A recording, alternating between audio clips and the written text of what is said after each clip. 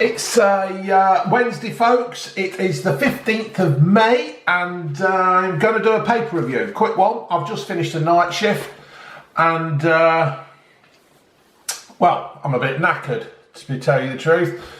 And here we go. So I'm going to go quickly through it, and it's obviously the news is about the Jeremy Kyle show and this bloke who has committed suicide after he'd been on there.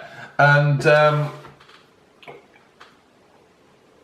it's the thing is, I would say 90% of the population have seen Jeremy Kyle. They know what it is. He, you know, people don't like Jeremy Kyle. I quite like it, to be fair. I quite like the show. You get these idiots that go on. They think they know the best. Some have never worked. Some have got hundreds of kids. They just don't care. They're on drugs. They're on that. And to be fair to Kyle, him and his team do go in and they help these people. You know, they try and get them off the drugs. They try and get them off the drink. They try and get them off the gambling situation. They try and get them out of debt. Any problems they've got, he tries to help. And don't get me wrong, I know he's not doing it for nothing. It's the biggest watched daytime programme. So I know he's not doing everything for nothing here. He's doing it as a living, and he does it in a good or funny, or I don't know really how to explain it. He does it in a way where he'll attack you. He'll make you feel the lowest of the low. And sometimes these people who have been on here should be made to feel the lowest of the low. It's like, where people have ignored children that they've got, and the kid just wants to know if they're the dad, or they've had a problem with being brought up. Why did you put me into care? Why did you, and people want answers about things in their life. And Jeremy Kyle has helped so many people. I mean, he's been going for around 14 bloody years. So, you can't really... He does a job. He helps people. I don't know if his methods of helping are right. I don't know if he can, actually go and preach about people who are having affairs because he's had an affair, he's done stuff and that. But in general, I do believe that he does good. So this bloke who's died, he obviously went on and he was going to try and beat the lie detector test. Now, we've seen in the past where Kyle's had people on and they've said, and the results are, you're a liar, you lied, and you lied, right? And people go on and they try to beat the lie detector test. They think they can do it. And Kyle's said in the past where people have, no, your lie detector's wrong, there's something wrong with it, you're wrong. And then about an hour later, after the show's finished recording that, they all say, yeah, I did lie. I know these lie detector tests can't be held up in court. I was on about Kate and Jerry McCann the other day. There's some bloke said he was going to interview some bloke in Germany on a lie detector test. Well, I've said this before. He shouldn't be interviewing him. He should be interviewing Kate and Jerry and seeing what they say. So obviously some people, and the people who work with these lie detector tests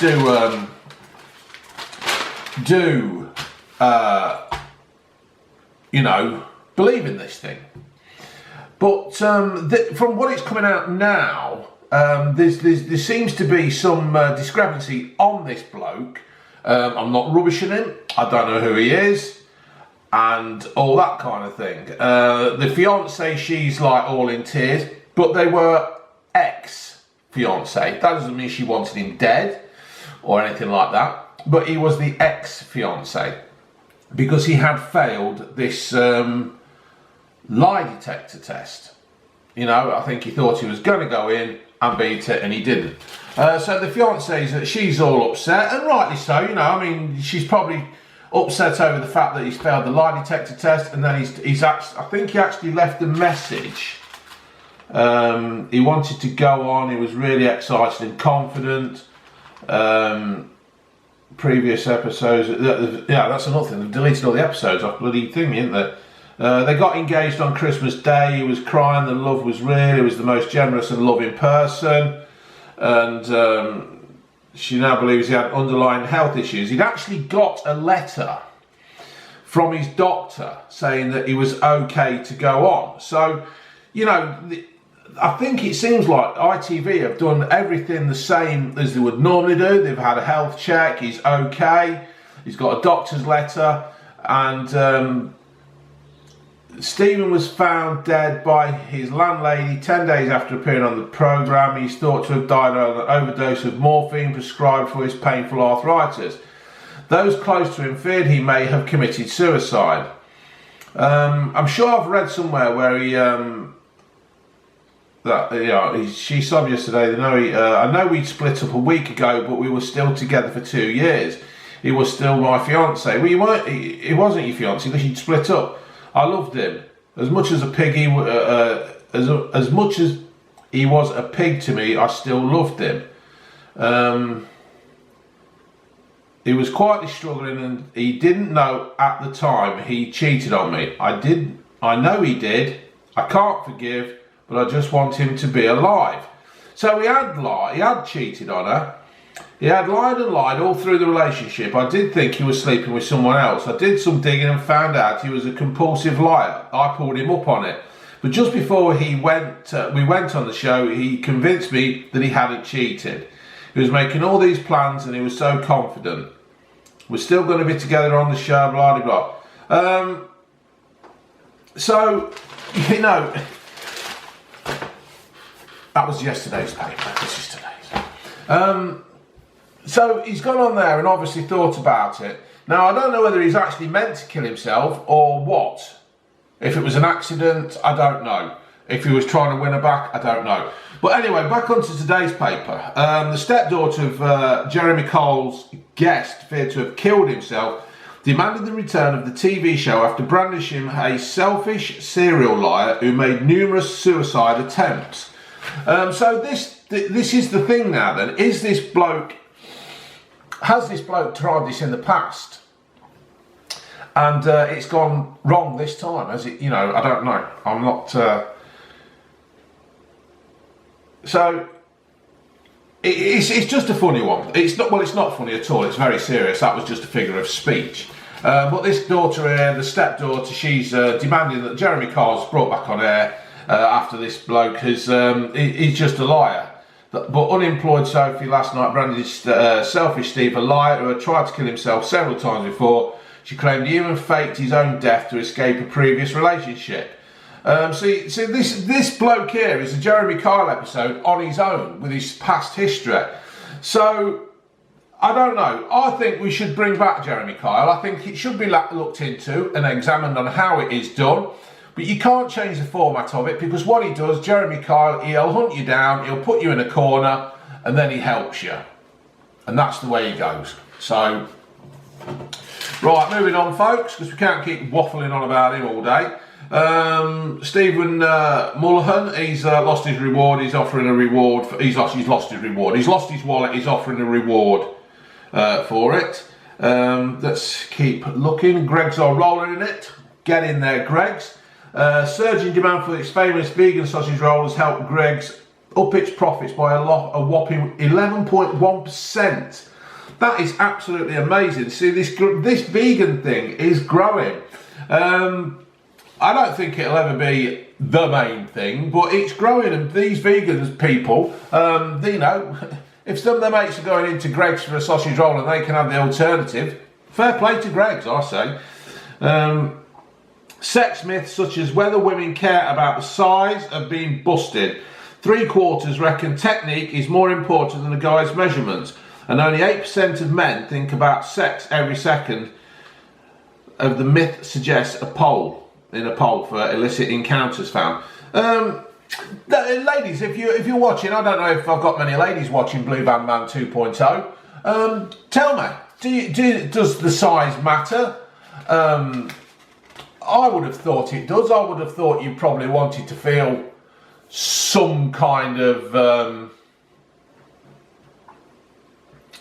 fulfillment in that area. But I do agree, it's other techniques as well, you know, yeah. Right, so, Right, 3 drug dealers who use children as runners have become the first gang to be jailed under modern slavery laws. The so-called county lines racket run by Glody, Wabaloo, Dean Alford and Michael Camara, all 25, recruited 6 children to traffic cocaine and heroin to Portsmouth. Victims then brought money back to their gangmasters in London.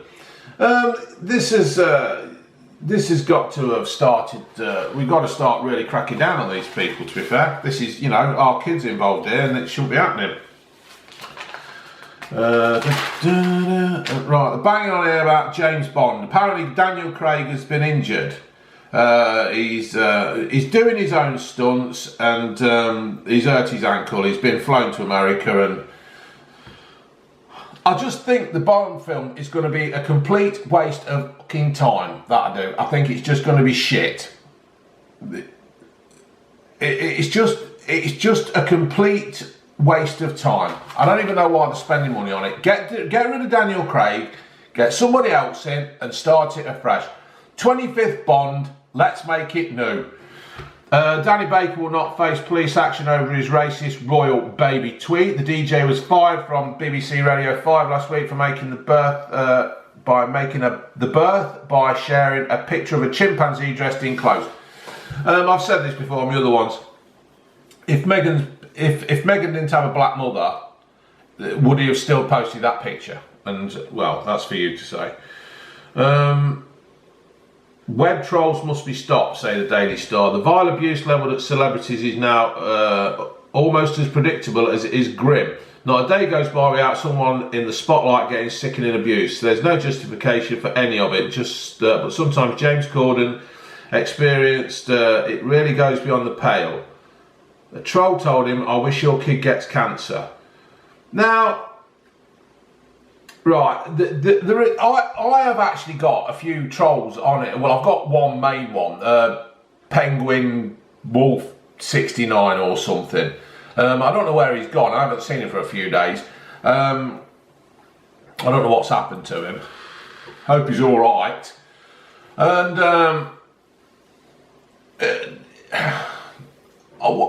you know, sometimes these people do things for a reaction. They haven't got anything in their life. I have not trolled anybody, but I do. As an instance, Harriet Harman, she will often say things about protecting children, protecting this, protecting that. And I just go back to Harriet Harman and I will say PIE, P-I-E. Now, if people don't know anything, that's called the Paedophile Information Exchange. They were a group in the 70s and the 80s, and one of the little shits, David Joy, used to live around here. And they just want to have sex with children. And Harriet Harman, she was in some bloody liberty group protecting them. And I always go back at her and say things about pie. And so I wouldn't consider myself a troll. I've never wished anybody to have cancer. I've never had anybody to have children who have cancer or anything like that. I've never wished anybody dead and all that kind of thing, because it's not on. When I tweet somebody or whatever, I expect to reply because I want to engage in a conversation with them. I want to engage. I like discussion. I like to, you know, see what's going on. And I want to think, and I like discussion. I like argument. I like it's good, right? It's what we need in this world. This Brexit thing, it's just a complete balls up because the politicians aren't really talking to us, the people who pay them. So that's what I think. Trolls should be sorted. This should be done. A zombified fan of JLS star Otis Williams told police she lay like a dead body to stop him raping her. The 20-year-old alleged that the singer who shot to fame in X Factor in 2008 picked her up, threw her on his hotel bed and pulled off her clothes. Then she told him to stop. She claimed he carried on having sex with her and let his tour managers join in. The woman said Williams did not stop until I started to cry. She fled and was confronted by hotel staff. The alleged victim said she and pals had approached him for a joke in the Gorgeous nightclub in Wolverhampton in December 2016.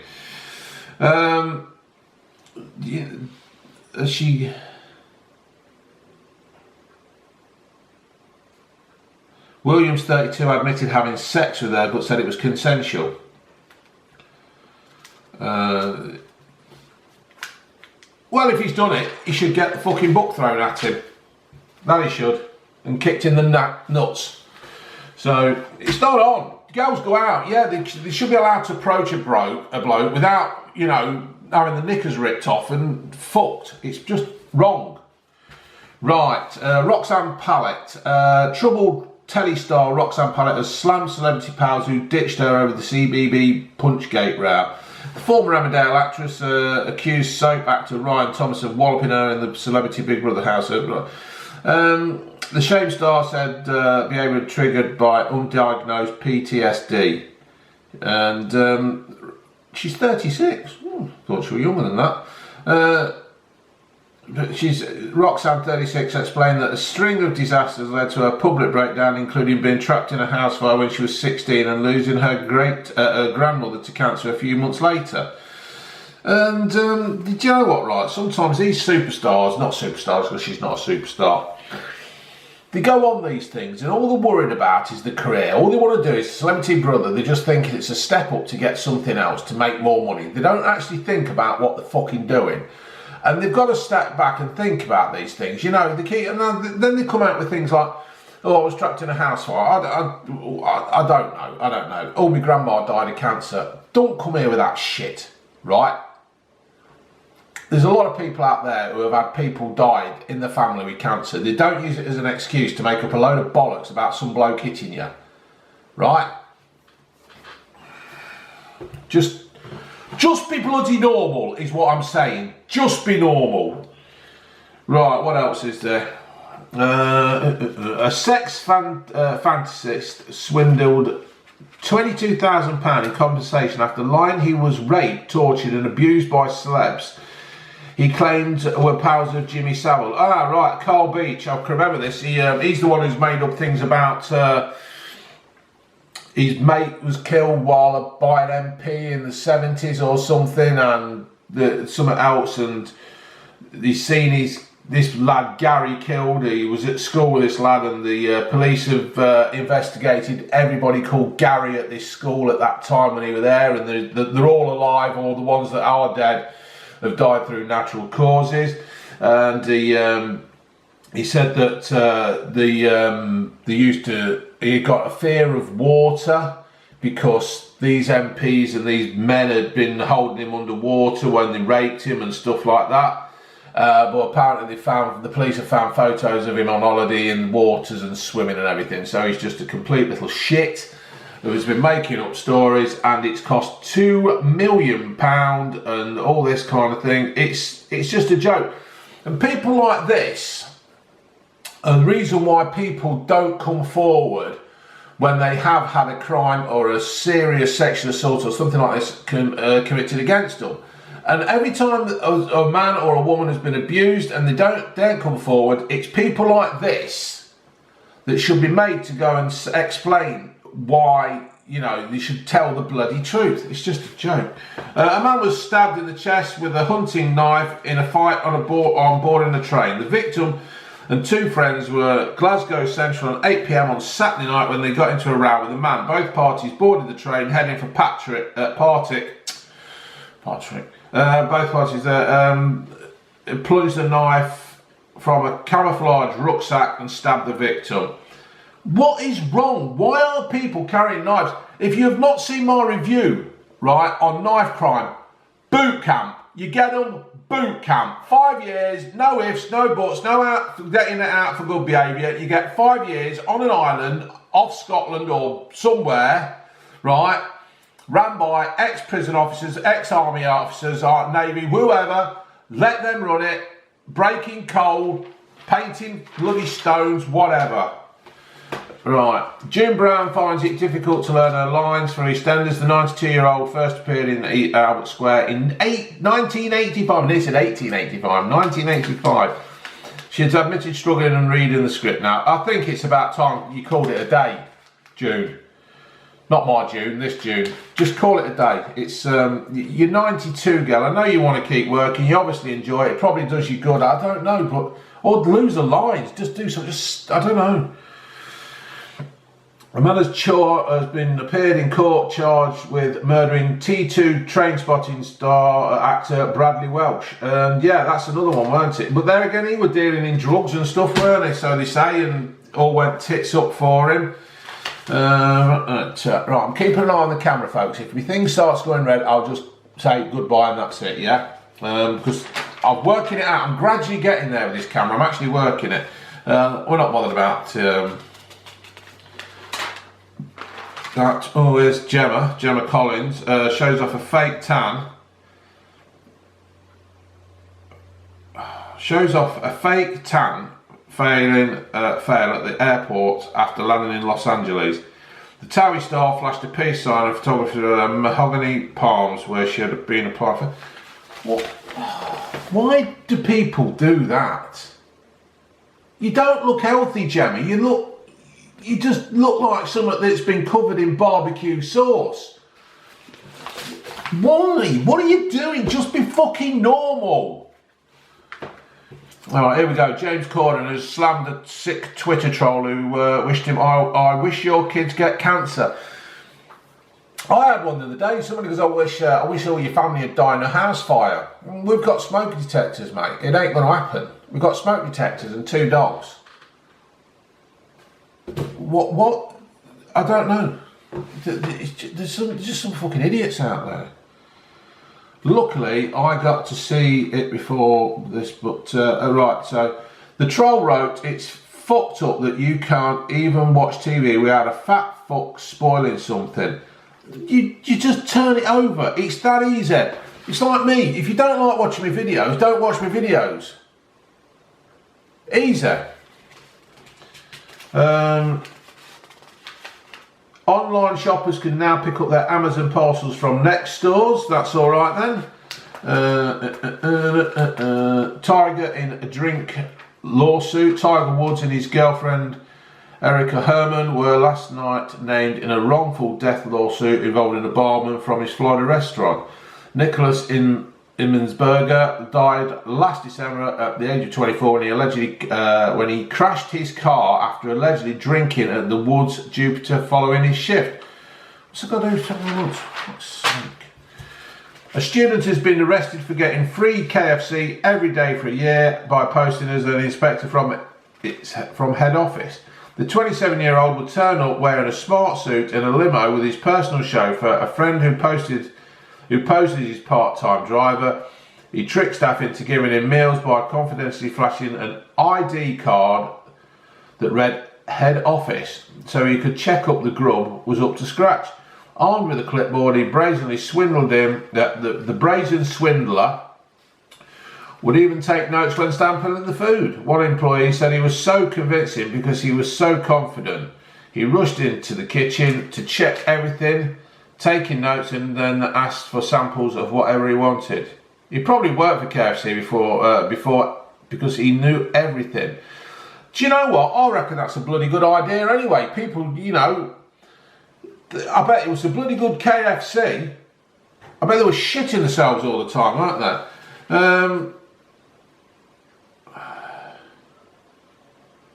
There's Susanna Reid at the BAFTAs. I don't understand. Was she there? Was she up for an award or something? Well, I suppose she just has to be there, doesn't she? Because it's her. Right, 1 million people watch the Jeremy Kyle show every day. Right. The doctors had written permission. Right, this is Dawn Neeson. She's just giving her verdict.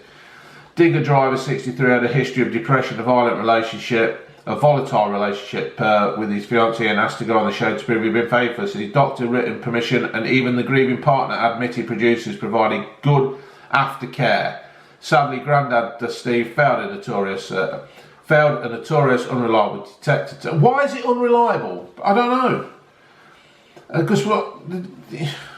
Anyway, he's done it. Oh, here we go, Steve Dodd. Now I'm going on to the Mental Health Awareness Week. The other week, like I said about Freddie Starr, he was getting a load of abuse off his daughter. And if Freddie Starr had been around today, with like he was in the 70s and the 80s with his troubles, he'd have been down as mentally unstable kind of thing, and probably having help and all that. Amanda Holden, she's got her nipples out again. She's always doing that, isn't she? I don't actually understand Amanda Holden, because she's a pretty girl.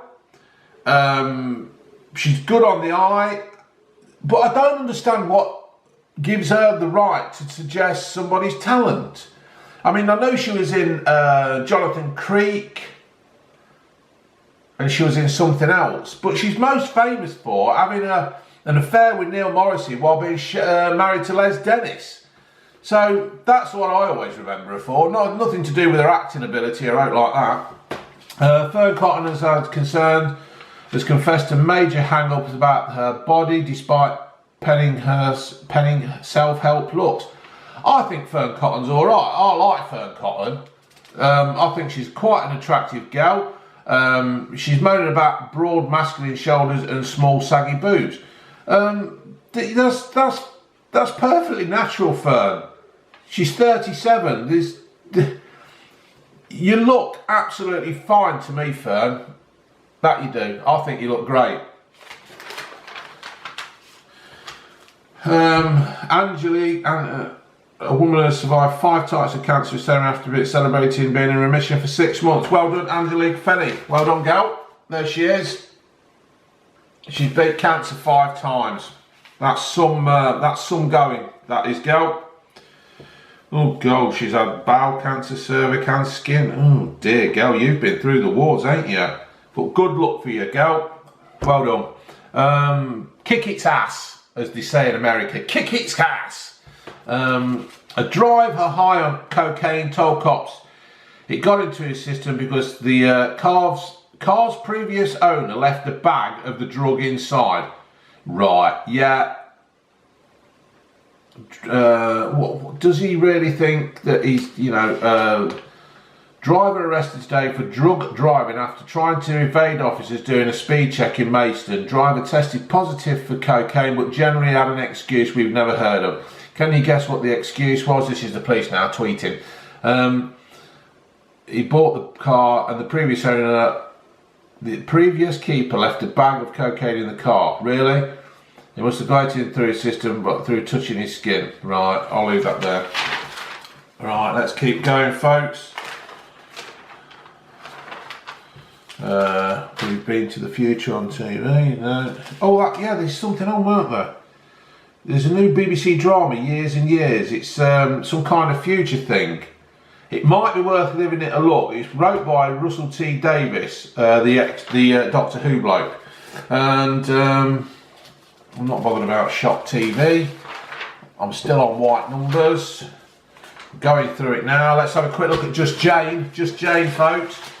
I found some odd things in my fella's pockets, work bag and car. Back at Christmas, I was looking for a sack of presents for my niece, but instead found a bag of sex toys in his boot. He claimed he was looking after them for a workmate. Then 2 condoms fell out his suit when I took it to the dry cleaners.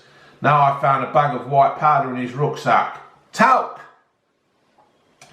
He snatched it out of my hands, claimed it was icing sugar he needed for a charity cake bake at work. He says he's devoted to me, but do you buy that? Well, no, obviously not, but perhaps you ought to have a word with him and see what he's up to. You might actually like what he does. You might be into it, sweetheart. Have a go, just have a word. If you don't like it, then kick him out.